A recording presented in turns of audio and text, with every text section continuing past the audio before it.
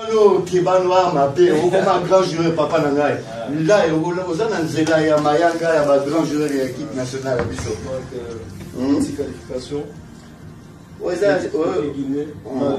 Malheureux, on a bêta qui n'a Maman Nangaï, n'a pas tant qu'on va la là. Pardon, hein? Nous autres mingités parce que moi, si vous avez la TV, vous n'avez pas Congo. Voilà. Et voilà l'équipe du Congo. En forme.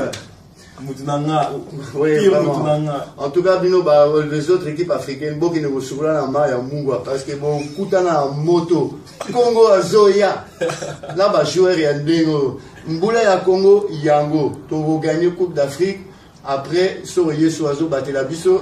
Donc, une Coupe du Monde. Togo Sela, Togo Sela, Zela Mogo. Très, très intéressant. Zomona. Abou, Pia.